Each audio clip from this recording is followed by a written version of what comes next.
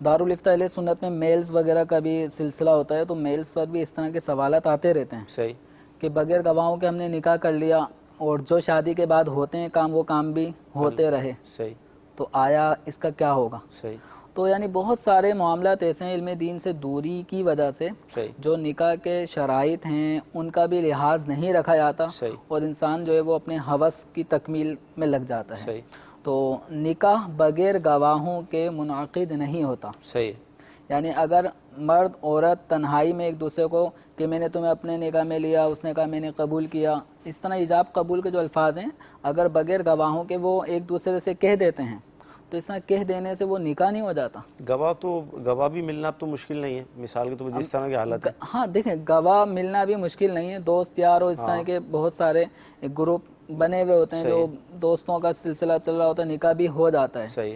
बल्कि ऐसे में यूं कहें कि काजी साहिबान भी मिल जाते हैं।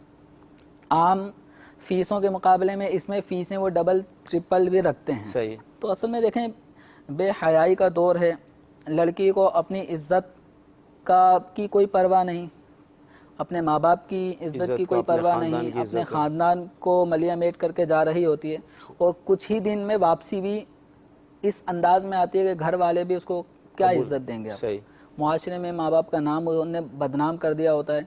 तो बहुत सारे ऐसे भी वालिदैन हैं जो इस सदमे से बेचारे मौत के घाट उतर जाते हैं, सही बात, सदमा ले लेते हैं। तो इस तरह जो भाग कर या भगाकर निकाह किए जाते हैं शरन इसकी इजाज़त नहीं है कि इसमें वालिदैन की खुली दिल आज़ारी है। सही। तो इस सूरत में ऐसे लड़के लड़कियां वो कितने गुनाहगार होते हैं, इस सब सोचना चाहिए। और दूसरा ये कि अफसोस होता है उन निकाह पढ़ाने वालों पर भी कि जो मतलब चंद हज़ार रुपए फ़ीस के यार ऐसे निकाह में फ़ीसें ज़्यादा मिलती हैं तो ऐसे निकाह पढ़ाने में बिल्कुल दरेग नहीं करते और खूब निकाह पे निकाह पढ़ाते हैं और बाकायदा वो मशहूर भी होते हैं।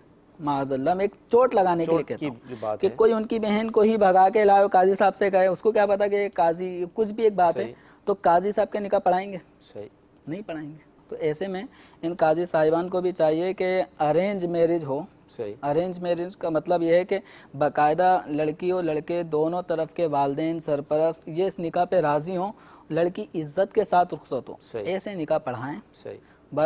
भगाए हुए निकाह ना पढ़ाया करें कि इसमें ये भी बहुत बड़ा सबब बनते हैं इस तरह के निकाह पढ़ाने के। हौसला शिकनी होनी चाहिए, हौसला शिकनी होनी चाहिए, बिल्कुल होनी चाहिए कि इस मामले में चूंकि आपको पता है कि ये इस तरह निकाह जो हो रहा है ये शरन जायज़ नहीं है, इसकी इजाज़त नहीं है। अगरचे बाद सूरतों में मुनक्किद हो जाएगा लेकिन इस तरह भगाकर निकाह करना जायज़ नहीं है।